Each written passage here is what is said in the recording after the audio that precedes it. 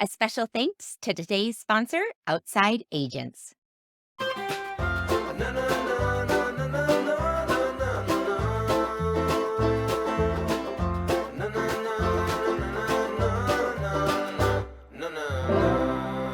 You're listening to Travel Agent Chatter, Volume 25. So, Travel Agent Chatter is an audio series produced by the team here at Host Agency Reviews each and every quarter, except that this quarter we're really behind. So, this is actually Q4 2022. I'm sorry for the delay, but hopefully, Host made up for it. We were really booked tight this last quarter. So, today's guest is a destination wedding and honeymoon guru. She is on track for $4 million in sales for 2023 and has one of the most adorable agency names of all time, which is no surprise given her prior experience working in the New York City advertising agency world. And this mad woman that we're going to be talking to today has toured over 175 all-inclusive properties. And we're going to dig down into how she uses her website to sell her clients on her services so that when they do contact her, she has an astounding near 80% close ratio. So if that's intriguing to you, trust me, there is a lot more great info ahead. Before we jump into the convo, we wanted to let HAR fans know that we have launched our very first course. So it is called The Ultimate Guide to Starting a Travel Agency. And for you newbies, it's going to save you a lot of time, energy, and it's going to allow you into a private community to interact with the HAR team. So if you're feeling overwhelmed at getting started, take the course and we will walk you through it. We'll put the link in the show notes. And if you are experienced tuning in and you have clients or friends that have asked you in the past about how to start a career in travel, make sure to sign up for the course's affiliate program where you can earn 20% commission. Again, we'll put the link in the comments. Scroll to the very bottom of the footer and you'll find information on the affiliate link. It is at courses.hostagencyreviews.com.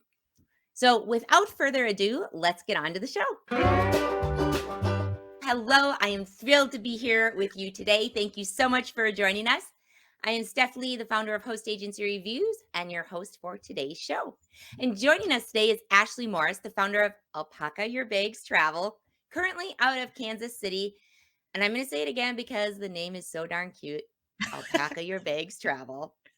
So her agency focuses on destination weddings, honeymoons, and all-inclusives, but there are lessons for advisors from all corners of the travel industry that are really going to help improve the client experiences and boost their sales. So get settled in because today we're going to be picking the brain of an advisor whose average destination wedding size is 80 to 90 guests.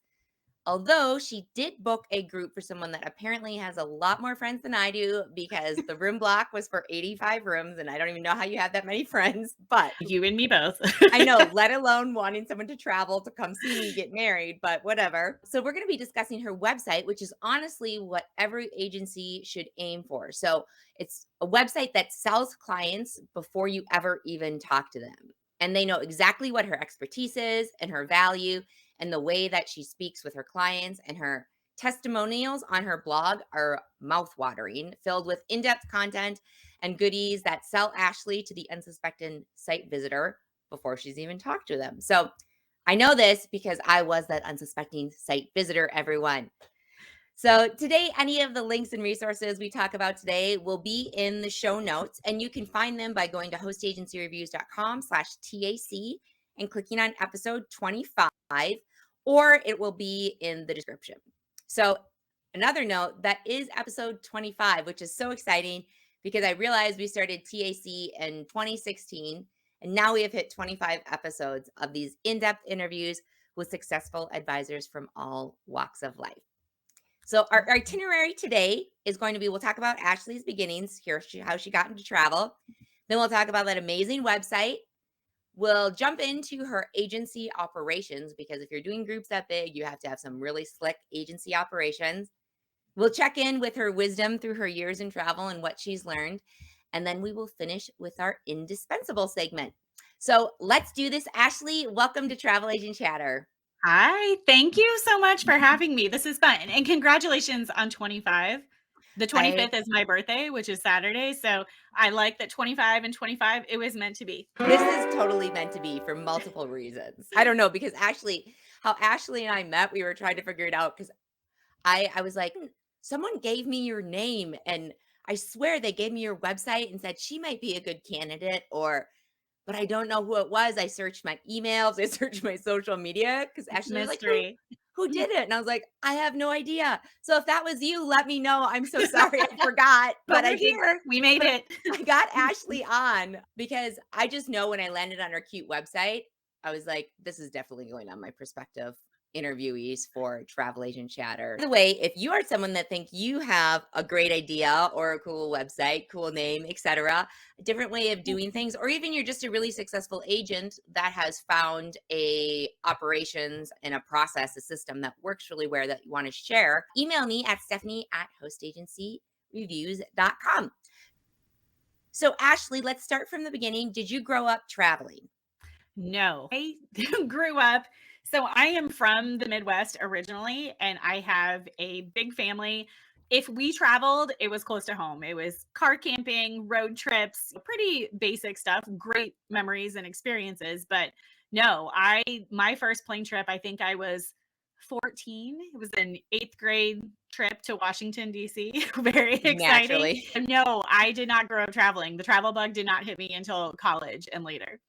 So, what happened in college? You took off and did a like road trip, or you did a I'm trying to think of what the first trip was. Where did we go? It was a big one. It was to Argentina and Argentina, Paraguay, and Brazil was one of my first big trips. I did like smaller things like going to concerts and things like you do in college and visiting friends. But the first big international trip I took was to South America. And I did it with two friends, and we did one of those tour operators for young adults, like that we all know about. And it was a great time. And after that, I was hooked. I was trying to find every next trip I could take with them, going through their catalog, just trying to hit it all, which was fun. That's so fantastic. And I know when we spoke earlier, because we both talked about how, again, neither of us had really traveled growing up, and that's not necessarily going to be a roadblock for you. You do No. need to travel if you're selling travel, but there's a lot of people that enter the travel industry that don't have huge travel backgrounds. And that's part of why you love doing the weddings with people is because you talked about it being a gateway drug. It is. I think destination weddings and honeymoons too, to some extent, are a gateway drug. We'll call it for two things: one, for traveling, and two, for working with a travel advisor. That's a good Oh, entry point for yeah. someone to really work with an expert for the first time. I think a lot of people come to, not I think, I know a lot of people come to me and say, I've never worked with a travel advisor, but it's my wedding and I don't want to mess it up. Or I've never worked with a travel advisor and it's my honeymoon. I don't want to mess it up. And someone told me to talk to a professional. They're high stakes travel events. And that is a good way for someone to be introduced to our services for the first time. I honestly don't know how anyone would ever plan a destination wedding with 80 to 90 guests without a travel advisor. I found that's how I got into this. We had a destination wedding, and this is pre me working in travel. I used to work in marketing and advertising, and we met with a travel advisor. I loved the idea of her job. Like that part of her job immediately sparked in my brain because I had been such a traveler. I always Mhm. tell people I'm not a shopper. I don't have a closet full of shoes or things all over my house that I've bought. All of my money has gone into trips my entire life. That's where that I guess I'm a travel junkie in that sense. I don't know what it is with all the drug references. Like, I don't know where this is coming from, That'll but be later on. We'll be talking yeah, oh, about stay that. tuned for part 2 where we talk about that. But we met with a travel advisor. I loved the idea of her job, but coming from a high-tech advertising and media background, I couldn't stop thinking about ways that I would do it differently, and that's how I got into doing this. That's so cool. So tell us a little bit about your background in advertising because I think that comes into play with the setup of your website and the targeting and just the design of it. So yeah, tell us the background in tech advertising. So my not a lot of people do what they went to college for. I think we go to college, we get a degree and we end up doing something else. But my degree was in journalism, and throughout my schooling, I was introduced to the advertising side of journalism. That's what keeps the news going, unfortunately. And so learning about the advertising industry led me to different jobs at advertising agencies. I worked for a couple of big retailers on the client side. This is another connection we have is that I used to work for Target. So I was in Minneapolis for several years. and finished out my advertising career going back to the advertising agency world and working with clients, big tech subscription clients. Spotify was my biggest client when I left. And then I worked on Verizon for a bit too. And so my job in advertising, I'm not the creative person. I wasn't designing anything. I'm not making anything that you would see. My job in advertising was in media, which means to put the message where people will see it. So if you are someone shopping for a honeymoon, my job was to look at, okay, what websites did you go to? What social media did you follow? What were your daily habits? And where could we put an ad in front of you that would get Mhm. you in the right place at the right time? So a lot, my media job, my advertising job was really more about like the psychology of media and marketing and understanding how people shop for certain things. And then I was also an account director, which is the person that kind of organizes all the things, like all the That's anything that's perfect. going on with a client. So the yes, to your point, that led right into working with travel. I never realized how much I would use those skills in this job now. And it's definitely helped me get to where I am. Exactly. Now, when you were doing the work and you started your agency, you were still working at the ad agency, is that I right? was. Yes. So I was living in Manhattan at the time. I was still in New York. I had started this process of planning our wedding, met with a brick and mortar travel agent, like I said, and saw what she was about. And my husband, Matt, is active duty Air Force. And so I saw the writing on the wall of, I'm not going to be living in New York and working in advertising much longer. At that time, no one was working remotely. This is, I'm dating myself a little bit, but at that time, we didn't have all the tools and resources, and it just wasn't as common for people to work remotely. So I started shopping for the plan B career.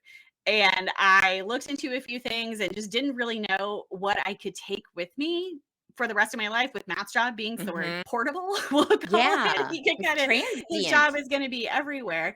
And I knew I needed something, but travel is just what I kept going back to in my heart. It's what I've always had the most interest in. It's what can suck me into a conversation faster than anything.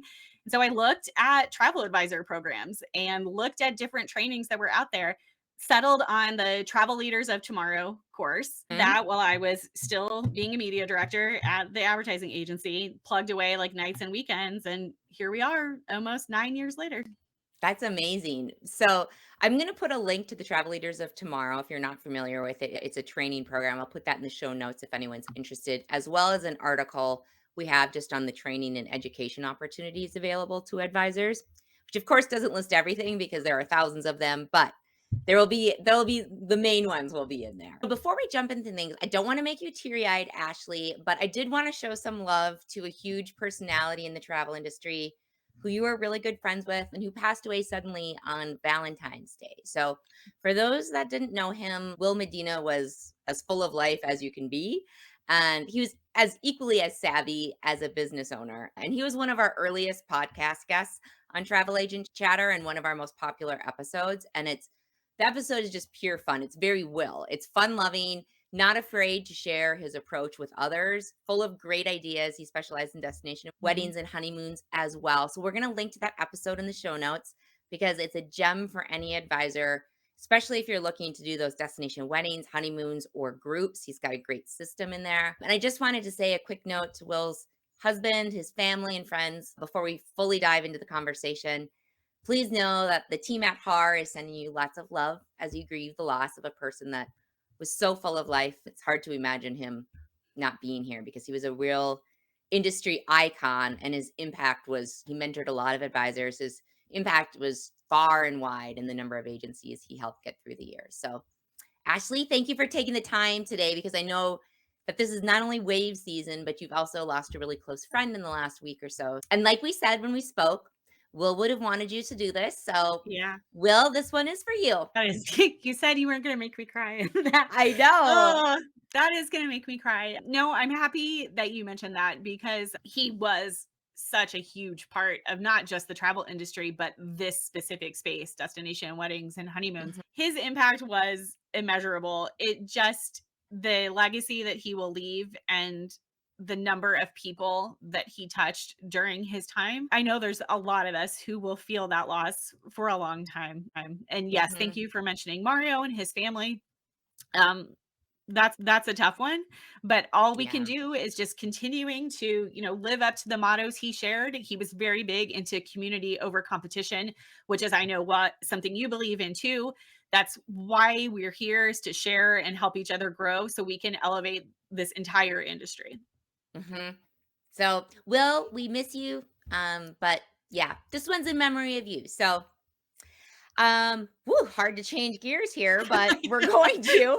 Um, let's chat about your website because it's number one, very beautiful. And Thank you. as you're drying your tears, I'm gonna pull up the website maybe as we're talking. So for those that are watching on YouTube instead of just listening to the podcast, they can see what we're Sure. talking about. And I'll also put a link in the show notes to Ashley's website because everyone, if you're listening, you should really get a visual on it. So one of the things I really loved about your site, besides just the design, is the content of it. The copy is so well written. The process that you go through with your couples is so well explained, and your personality is just stamped everywhere across it. So it was For like, better or for worse. yeah, it's true. But it's like I knew the process. I knew which locations you sold. I knew that you didn't sell Disney or domestic vacations. I knew who was going to be a good fit for you and who wasn't because you put that up there. And one of the content ideas that I really liked was you had these in-depth blog posts that each couple answers. They're answering the same questions, but then the post is just filled with these beautiful photos from their weddings and these long explanations. So let's start with how in the world did you get your clients to write such in-depth information? Because people can't even get them to write 3 sentences reviews, and you've got these whole blog posts. So tell us the process and Yeah. then how you choose who you're going to ask, and then I'll pull it up while we're doing that. Okay.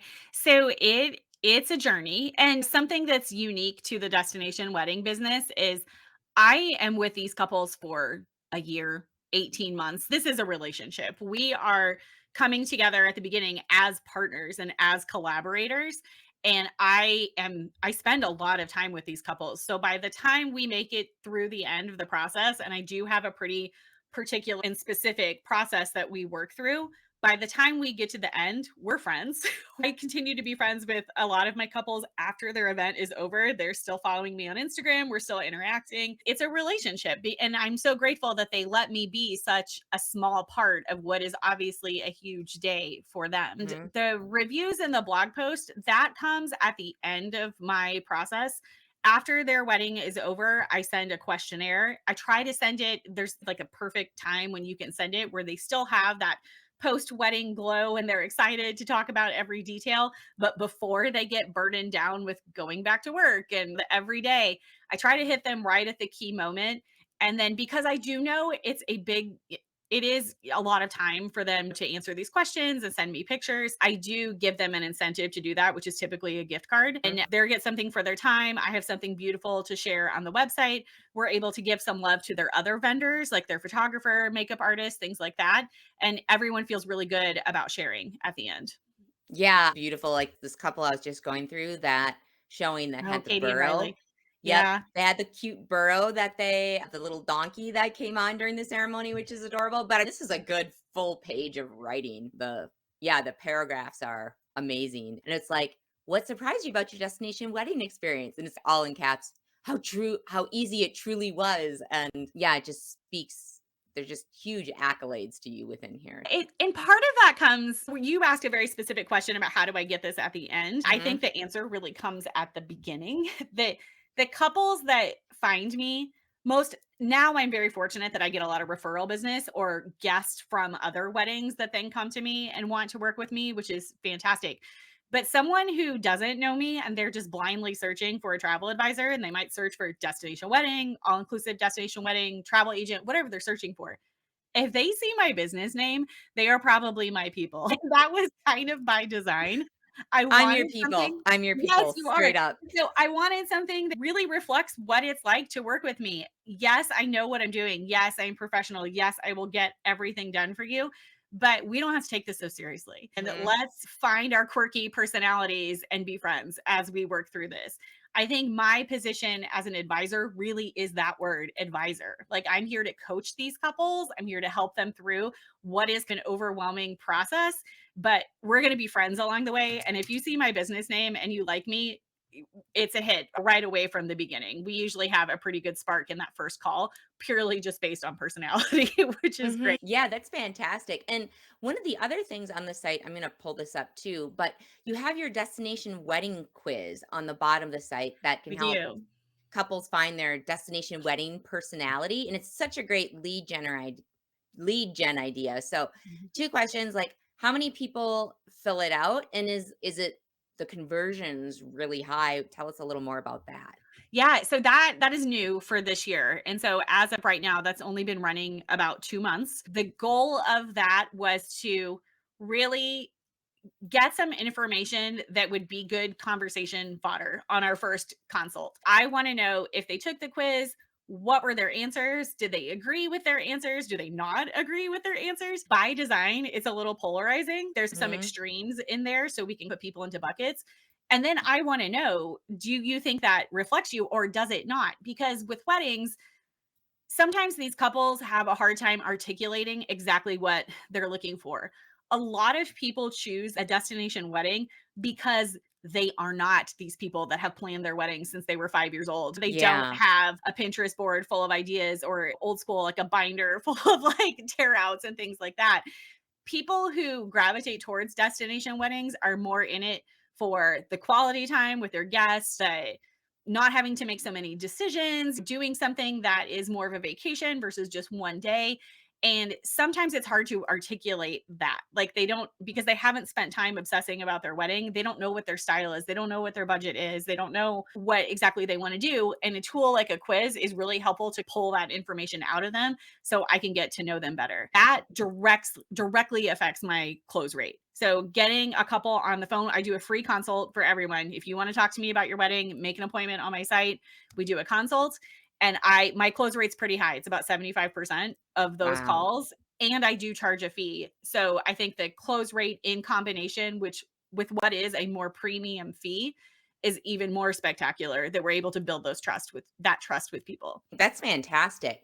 And one of the things that really impressed me with your site is the level of detail and information that you share, as well as the thought that was put into the user experience. Because it made me feel very comfortable, like I said, with your process and what to expect, who you're a good fit for. And it was very clear that you were an expert before we even spoke because there was a lot of things that most people would never even think of that you're addressing proactively. So Mhm. some of the things like let me show on the homepage, you're addressing that who you're a good fit for, and you're saying that, let me see if I can find the homepage real quick. Here we go, I think. Yeah, you're saying where you specialize in, that the availability for the destination weddings is 12 to 16 months to get a good selection so that if someone's, oh, it's 4 months before I want to do this destination wedding, they can be like, maybe that's not as great of an idea as I thought. And then you have these kind of three landing pages. So you have the destination weddings, the honeymoons, and then the all inclusives. And each page is very optimized in its voice to what the specific clients would need or want. And I'm not going to go through them all on the podcast, but I do want to encourage people to take a look at them because, again, there's great ideas for every agency on there that they should be implementing. But on the frequently asked questions, one of the questions was you give an idea of the average cost of an Alpaca Your Bags travel. By the way, do you call it Abbott or do you do Oh, AYBT? we usually just say AYB or usually just alpaca for short. And then it's Okay. funny now when I run into people or if I'm like at an industry event or even with some of the resorts, they're like, "Oh, this is Alpaca Ashley." That's how people introduce me now. And it's that I never dreamed in a million years. I just wanted a name that didn't sound like everybody else's. I did not know I was giving myself a nickname for the rest of my life, which is what has happened. I love it. So when you have the FAQs, I think they're really good for self-selection of visitors to the Mhm. site on if someone like you said is a good fit for you. But how do you answer that? Because the how do you answer the question of how much a wedding is going to cost? Because it varies so much. So what do you usually tell people? Yeah, it does vary. And thank you again for all the compliments on the site. It is a true labor of love. A Oh lot of yeah. time and investment went into that, but that is something that's required, I think, in the wedding space. The wedding space is so trend driven. There's a look and feel that couples are looking for. They want somebody who's modern and on top of things. And that all went into every decision that was made for that site. So thank you for that. How do I tell people how much a wedding costs? Well, a lot of people don't know. Almost every person that I talk to on a consult, when I say, Have you thought about a budget range? Do you have anything in mind? And it's okay if you don't. Most people don't. And I can feel them relax. Like I can, if we're doing a Zoom, I can see it. If we're on the phone, I can feel it because they don't know. And all they know is that a wedding is really expensive. They've probably been terrified to think that it's going to cost you $60,000, $70,000, because if you have a wedding in a major city in the US and you invite a couple hundred people, that is very realistic that you could spend Wow. that kind of money. And so one of the things we walk through is, okay, what is your vision? What are you seeing for the day? Do you want like a traditional ceremony, cocktail hour, reception, or do you want something totally different? Once we establish some of those things, I can give them some ranges. I can say things like the biggest driver of cost is how many people you're going to invite. Let's estimate how many people first. Once we get a kind of a rough idea, I have some tricks for that. Once we get a rough idea of how many people, then I can give you like some ranges. Mhm. Something I've done over the years and having had so many weddings now, I save copies of all of my clients' invoices, like not the travel invoice, the wedding invoice. So what they're actually spending on the wedding, and I've been able to divide by the number of guests, and I have a good idea of average cost per guest for the types of weddings that my clients want to have. That kind of replicating that traditional at home wedding, but in a destination, doing Mhm. that ceremony, a little bit of floral, entertainment, cocktail hour, reception.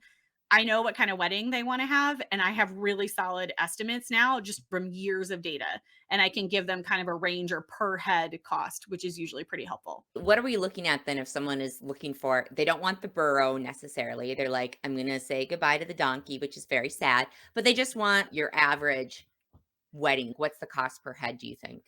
It really, there is no, I know it sounds like I'm blowing you off, I'm not. It There does. really isn't like a perfect answer. I'm gonna give you a number, but I wanna explain it. These couples are at a point where they're probably going to tons of weddings, right? Like they're just at that age where all of their friends are getting married and they're going to a lot.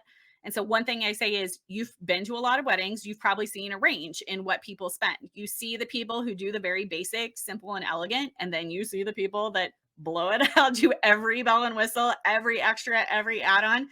Just destination weddings are just like that. There is a range.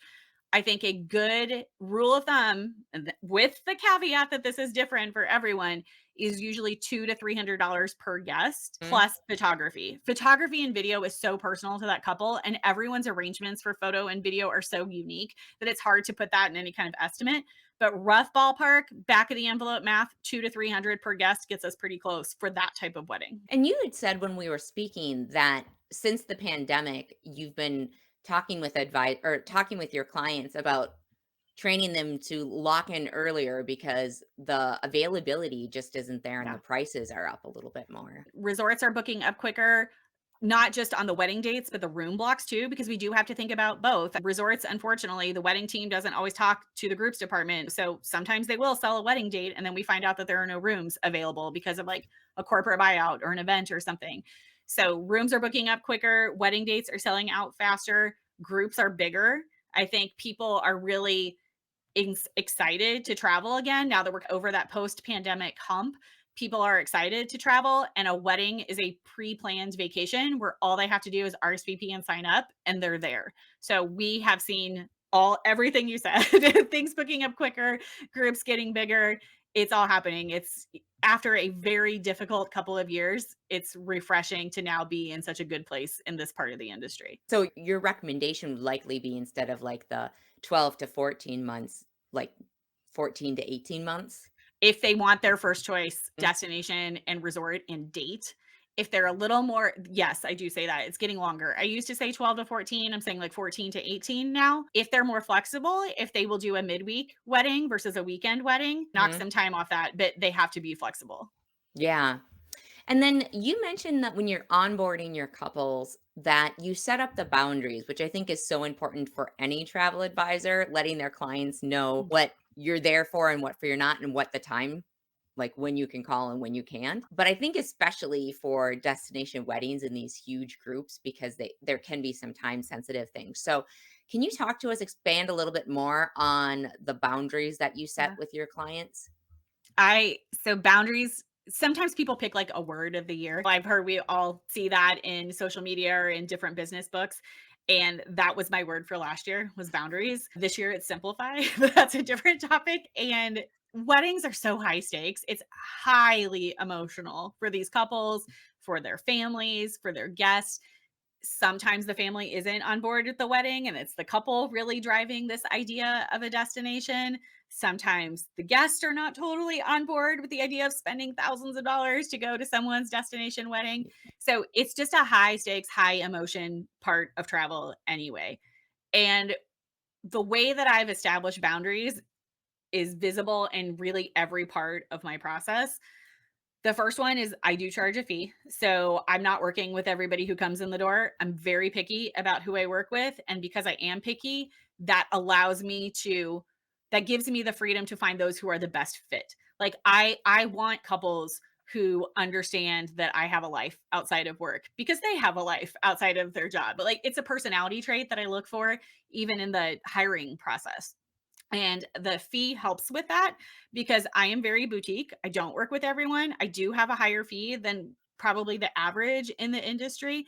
But I also explain to my couples that's by design. I have a higher fee because I want to cover my time so I can give you the one on one attention that you deserve.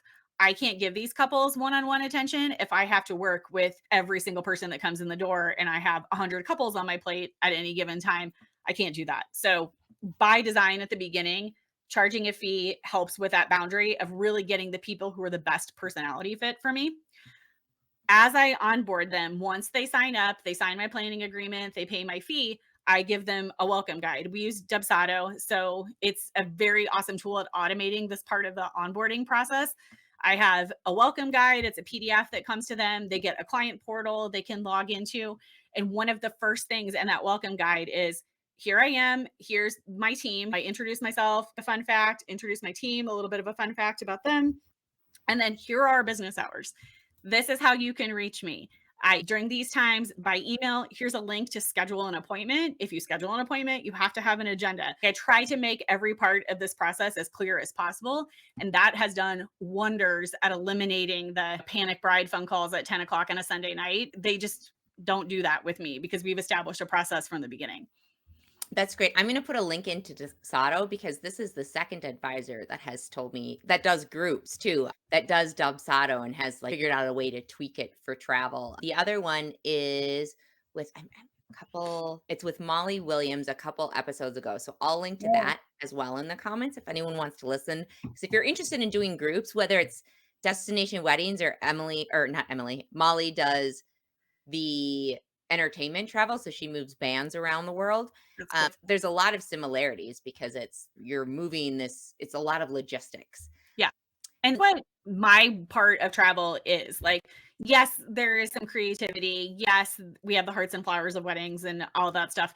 But really managing weddings truly is managing groups. And the Mhm. wedding is the hook. That is something Will used to say. Actually, speaking of Will, the wedding is the hook, the group is the benefit. And groups are logistics. I'm a project manager far more than I am a wedding planner. That's the difference in what I do. And Dubsado has been a great tool in combination with my CRM. Dubsado does not replace a CRM. It's a Mhm. tool that you use in conjunction. And if you do manage a lot of groups, or if you have a type of travel where you need a very strong onboarding process, I think it's a really great tool for that. Yeah, I'll also link to Nikki Miller did a host week presentation about training your clients, Oh, how cool. to Yeah, communicate that's with you. So we'll link to that as well because I do think for any advisor, that's something you should put some thought and time into because it can save so much heartache for both mhm. parties. Yeah. So you have a few areas of your site. I'm going to pull up your site again that are for established clients. So one is to find out the details of the wedding group and to make a reservations, and the other is to put on payments. So when we're up here, you have find your group and then putting on the payments up here. With each of the wedding groups you have, because right now I think you have about 20 groups in here, and they each have their own details of the wedding, the important dates that are involved, the process, the inventory, and to make reservations. So that's a lot of details to handle. How do you set that all up? Yeah. So those pages are great. I Some agents will help a couple make a wedding website in another place, like another tool, a separate tool. I Yeah. really wanted to own that content on my site 1, because I want the traffic to my site, let's be real. And Mhm. then 2, because I want them to see my assistance from beginning to end. Like, we are full service at all parts of the wedding, and I think having the couples page on my site versus a third party site helps reinforce that we're here from beginning to end. And the couple pages are designed to give guests the information that they need. Where are we going? What are we doing? What's a Mhm. room block? When do I need to make payments? What about my air? How do I need a passport? All that FAQ section that you scrolled by is really Mhm. helpful at hitting some of those like common guest questions, which saves me time because I'm not answering the same questions all day. It's very easy for them to get that information and see if that's, do they even want to come to this wedding? Is this even possible for them with their schedule and their budget and things like that? Managing a contracted group is very different than managing individual travel, and being as transparent as possible about those details, the policies, the timelines, that's critical to the success of a group, and these couple pages help us do that. And then the actual reservation form, which you're getting to, that is from my CRM. I use Vacation CRM. Every individual group has its own page, its own booking form. We just embed that form Mhm. right into the couples page, and those guest reservations flow right into our VCRM dashboard. That's so nice. And then yeah, I'm just scrolling through. So for those that are Yeah. listening, again, this is probably one you want to watch on video because we're showing a lot of the site as we're going through this. But let's see. So one of the questions I want to ask, you have the frequently asked questions on each couple's page that are just generic things like how do I do my airfare? Do I need a passport, etc. But then before the reservation section, before they're submitting these, you have do any of these scenarios apply to you? And I'm going to read through them, but I want to hear because I feel like anytime there's something like this on there, it's because something has happened. Oh It's yeah. like double check the name on the passport. What are the requirements for COVID testing? Passport processing is delayed. Is your passport valid or unexpired? Are you using a debit card? Are you pregnant or planning to become pregnant? Are you traveling with a child without both biological parents present? Have you ever been convicted of a felony or a DUI, DWI? Do you have any back child support? So it feels really personal, but maybe give a big picture of some of these. Yeah. So this is I don't know if I can swear on this, but this is like the oh shit section. Like this is, and this specific set of questions also appears on our payment page. So it's the payment and the reservation page. And we talked about destination weddings being like that gateway entry point for travel. Sometimes a couple has a destination wedding and there's a wide variance in travel experience with their guests. Some guests are super well traveled. Some guests, this is their first time out of the country and they don't know a lot of things that we take for granted.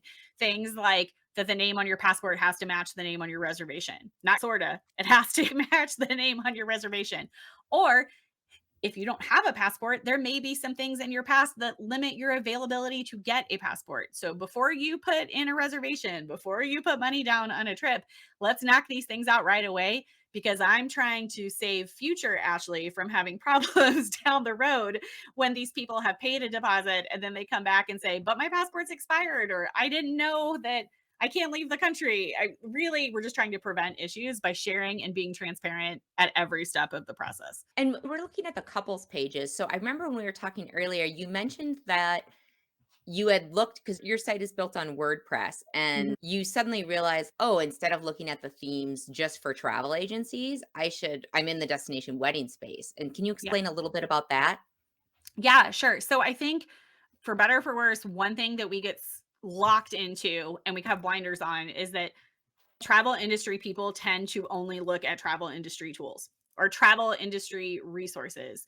And I have tried from the beginning to get inspiration and input from other industries because that's how I stand out. I don't want to look like every other travel advisor website out there. I don't want to look like everybody that's using same prepackaged website or the same resources, same social media. Like I'm trying to be different because couples have a choice and I want them to see the different options that are out there. Yes. So when I was looking at a website designer, it's my website is built on WordPress, but the design tool is Show It. That's the overlay that we use to design it. And Mhm. I looked for Show It designers that really had more wedding industry expertise. So they worked with wedding photographers, traditional wedding planners. Like I want to be in the wedding space, not in the travel space.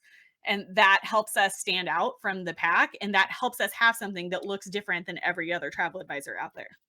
Yeah, exactly.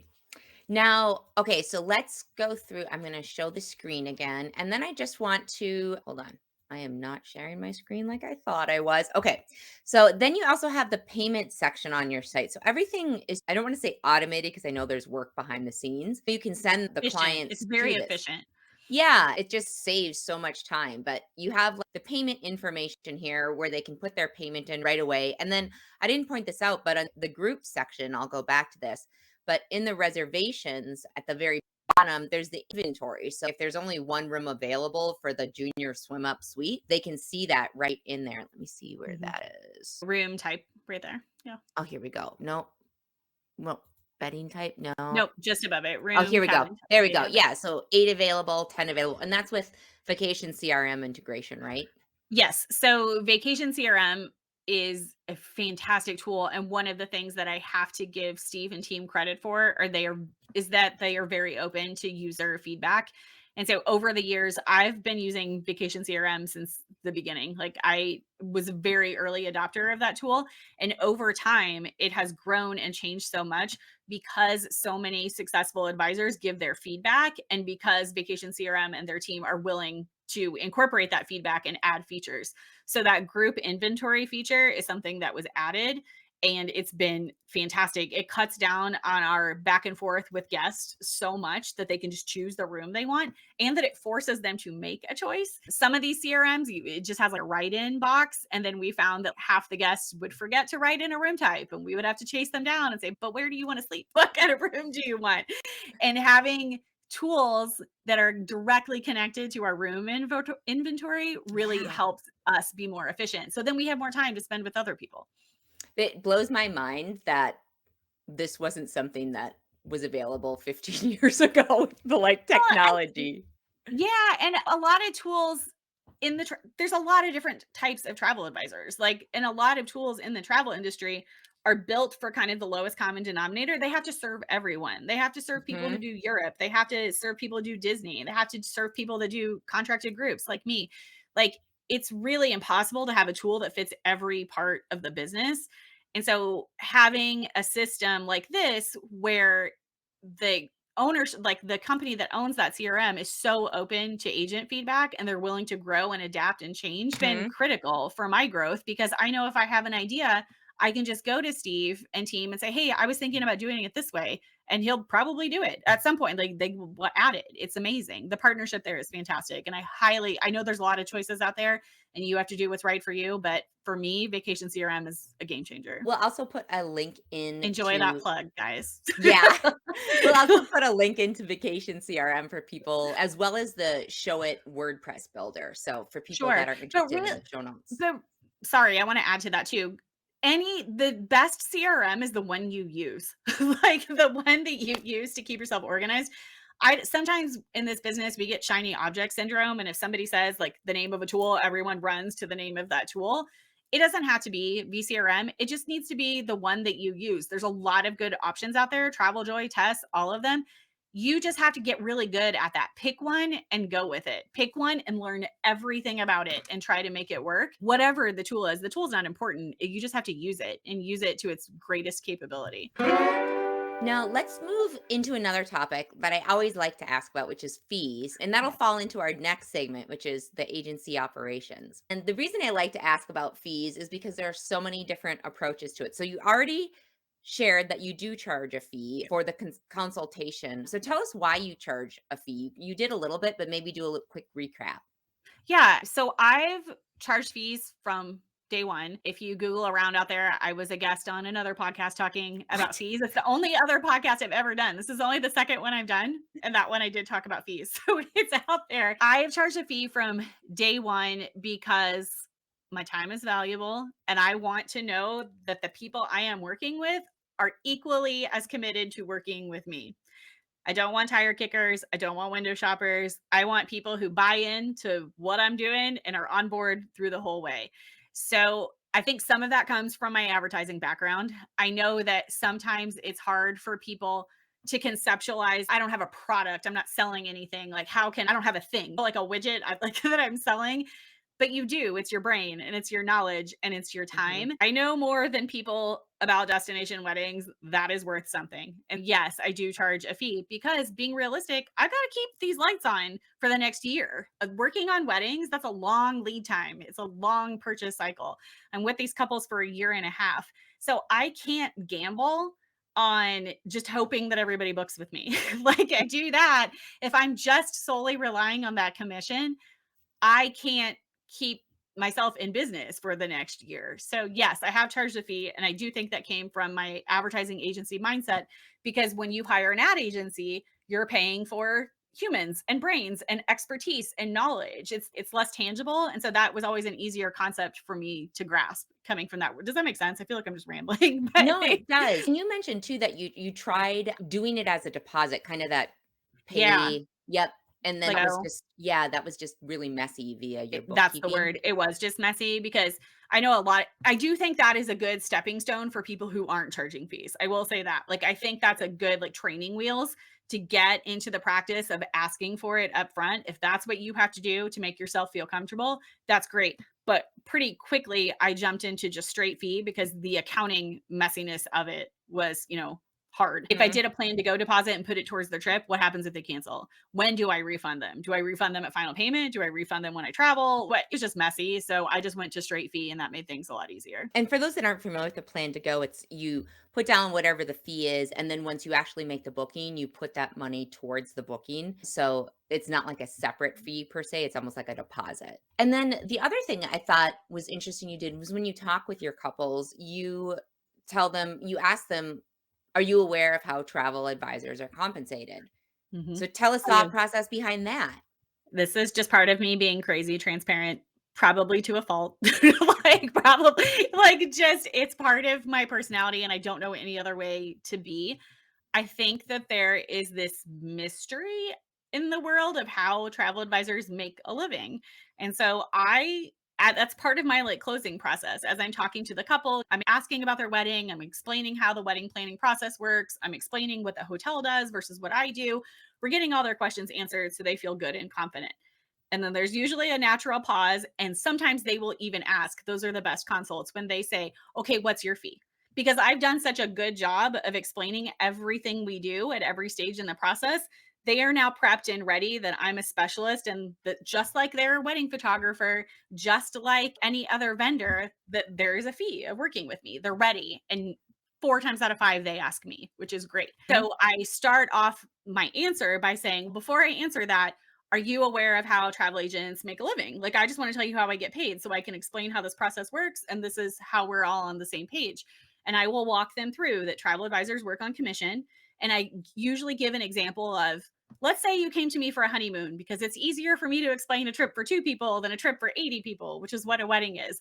And I walk them through, listen, I work on commission. I get compensated for my time, expertise, relationships with the hotels, like my knowledge when I make the actual booking and when you return home. So this is a backwards industry where we're not compensated for all that good stuff until the client actually returns home. So to make sure I'm working with the people who are the most ready to go and the most ready to start working, I do charge, I call it a setup fee at the beginning. I do charge a setup fee for weddings. This is what it is. This covers me. This is the only thing you pay to me. And now I'm yours for the next 18 months.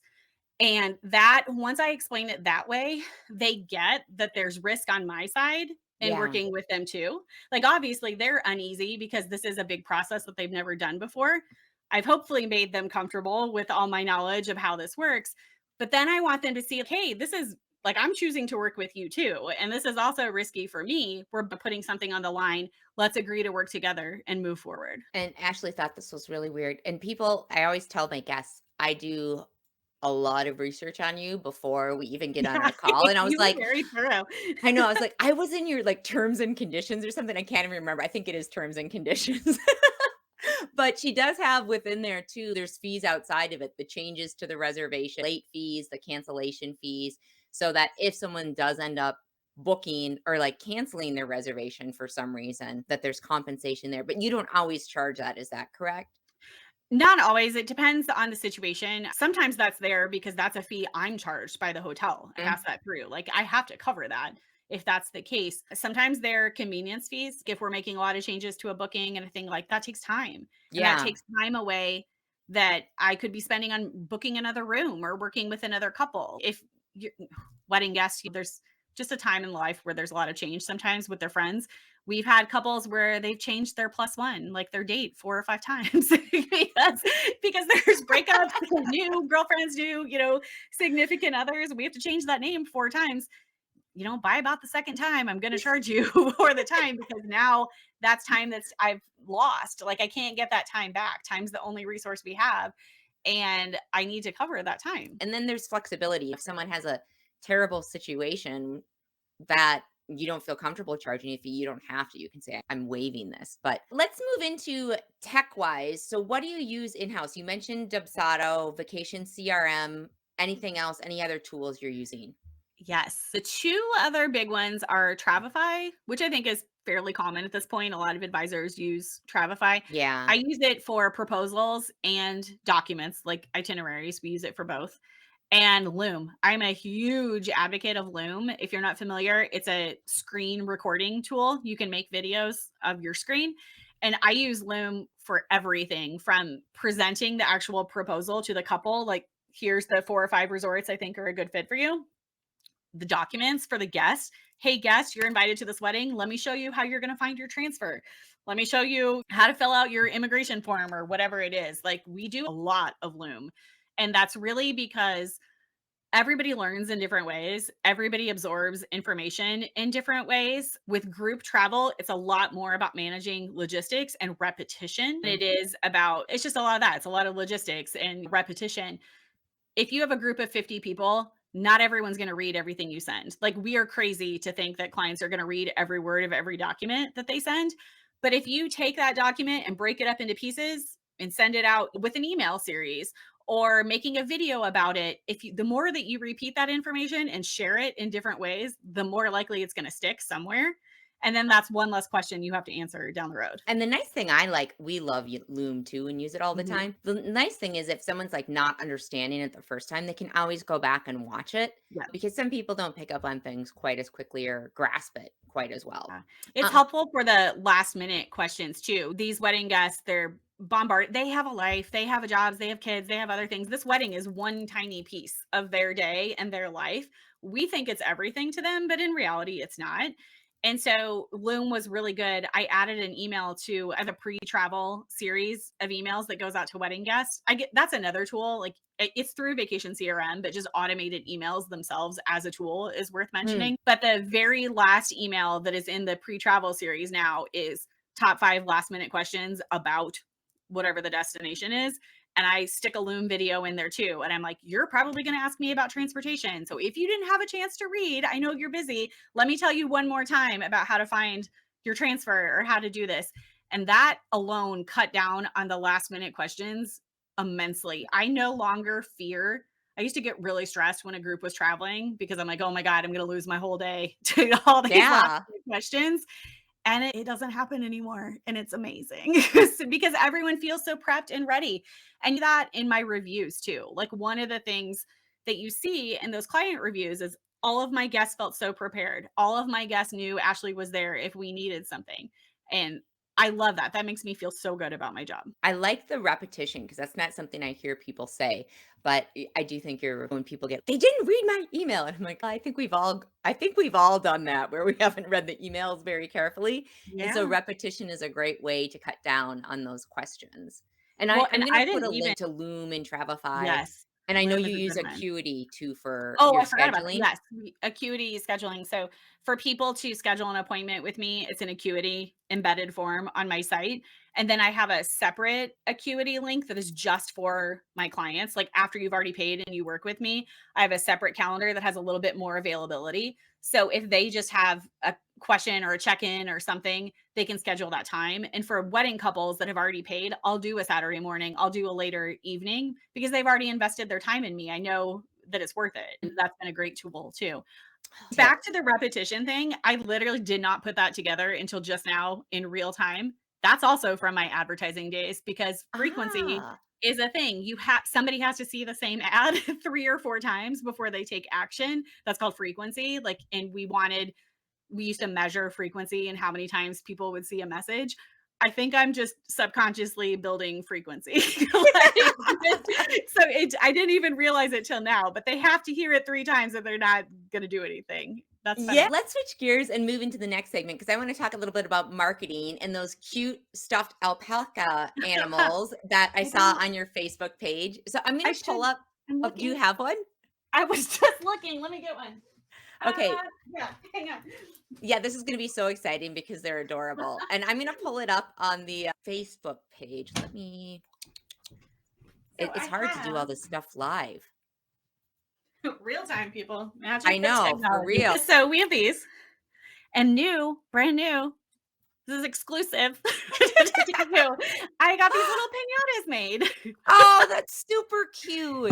Wait, Yeah, so so is there actually you can put stuff in them or no? no, they're just hollow. I guess I could. There's not like an opening to it. I would have to figure that out. But there's a company, it's Lula Flora, and she actually started off in the wedding business and now makes these mini pinatas. She's on Etsy. And I found her and thought those were super cute. So yes, we have these. That is adorable. And here, so I'm going to pull this up because there's a little alpaca just traveling around Mexico and the Caribbean. So tell us a little bit more about the marketing idea behind this. Sure. So this is part of my weird. Like this is that quirky personality thing of just not taking this so seriously. So once I had the alpaca name, I knew that I had to like connect that somewhere or it just didn't make any sense. And so the way that I connected that to the travel is by sending these to all of our clients. So wedding couples get these, honeymoon couples get these, family I do a very small amount of family travel, but I do send these, and the idea is that they can take their picture of their alpaca in fun places, send those pictures to me, and then I'll post them on our social.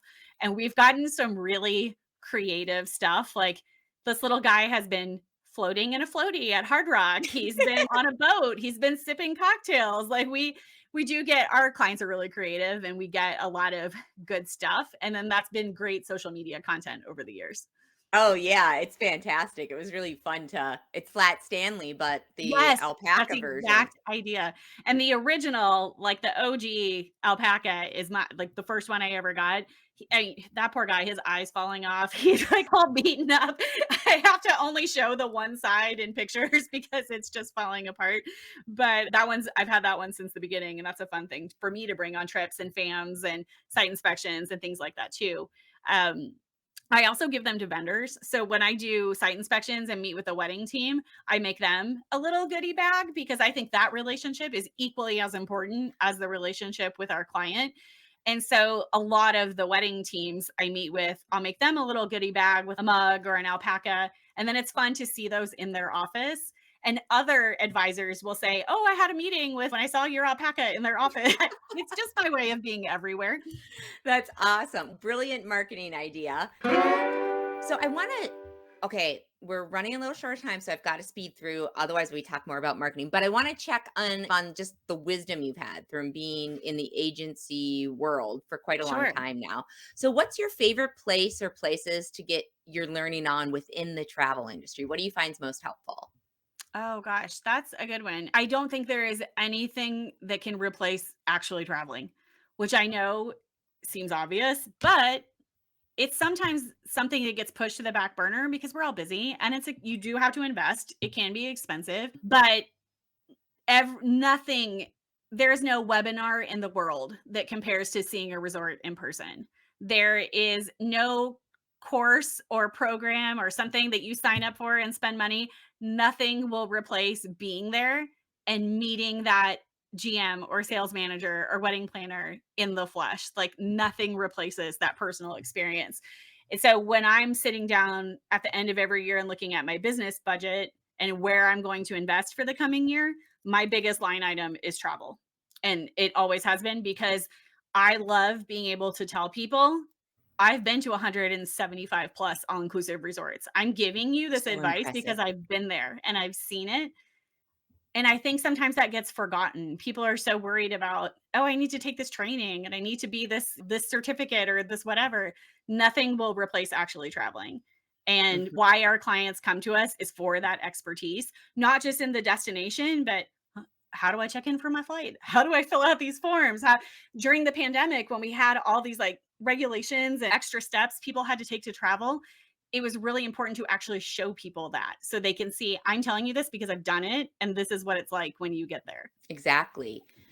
I'm gonna link to during host week, we had when you're talking about the relationships on the travel industry side of things and not just with our clients, we had a session on like B2B, business to business marketing, and how that is just as important in the It travel is. industry as it is for networking for your agency and finding clients. Like, it's very relationship based. Ashley, probably because she's very memorable if she's bringing in an alpaca and like little gifts for the wedding team. That means a lot. And her emails, I'm sure, float to the top versus someone that they've never met and has not given them an alpaca. That It for me, I know brings people to the top of my list. So, Yeah, it's I think that relationship is critical and one that can be overlooked.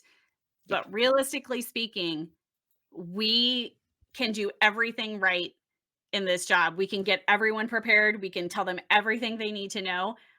But the people on the ground in the destination, they take it the final mile. We are nothing without the people in the destination. And so making relationships with the transfer companies, with the resorts, with the wedding team, just thanking them. Like a thank you. After every wedding, I email the wedding team and say thank you. They had such a great time. Here's a piece of the review they left me. Just something to share so everyone at every step along the way feels appreciated Mhm. because this is a very delicate ecosystem and we are all helping each other.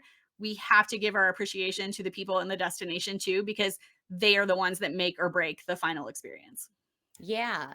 And so let's see, for any new listeners that are out there, do you have any words of wisdom for them as they're getting started? I have a lot. I have a lot of opinions. Big shocker. You're running out of time because I can't stop talking. Be a sponge, learn, expose your brain to as much information as you can.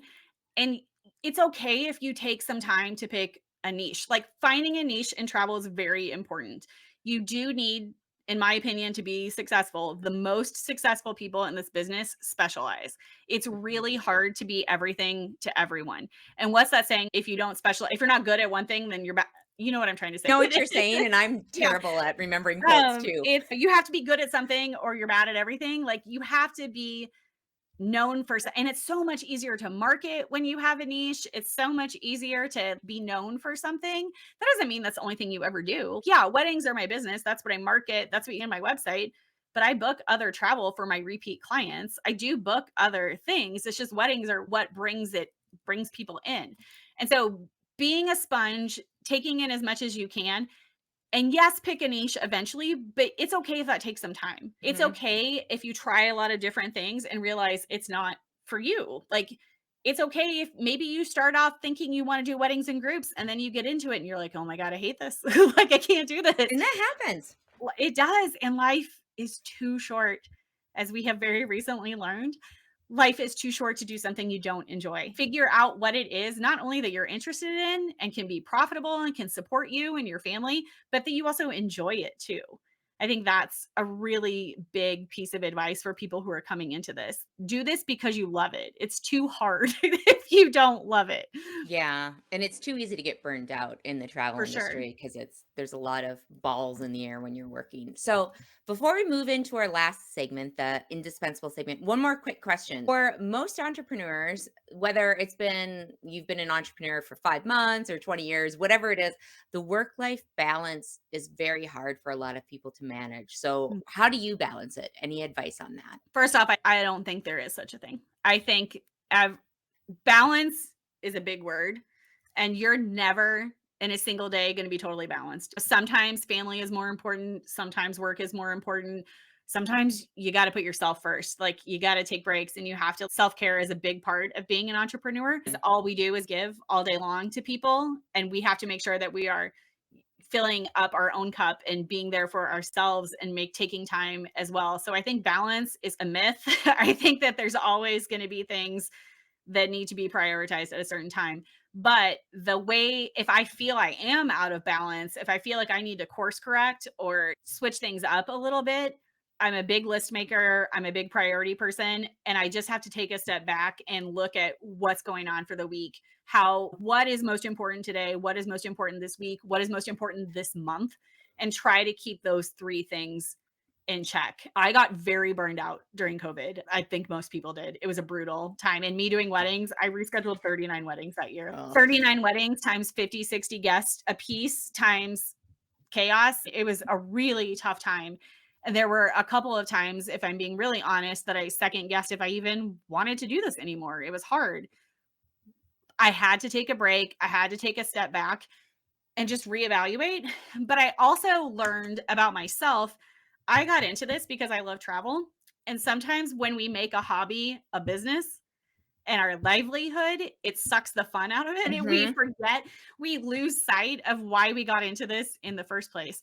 So, because I was building a business so quickly, all of my travel during the first few years was all inclusive resorts. Trying to invest in things that made sense that I could make money on, that I could monetize later. And I wasn't taking the time for myself. I forgot to travel just for fun. Mm. Forgot that you don't have to post every single thing you do on a trip. You can post it later. You can enjoy the moment and then have that content for later.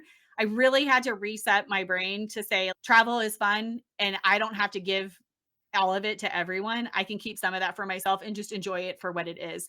So, finding time to schedule trips just for the sake of trips to enjoy my love of travel again was really important to find that balance after the pandemic. That is a fantastic note to wind things down on for our next segment, the indispensable one. This is where we ask travel advisors what technology, book, or person has been indispensable to the growth of their agency and then tell us why.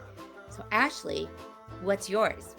Well, not shocking. I'm going to pick something different. It has nothing to do with travel and has nothing to do with anything else. It's a book called The Pumpkin Plan by Mike Michalowicz is his name.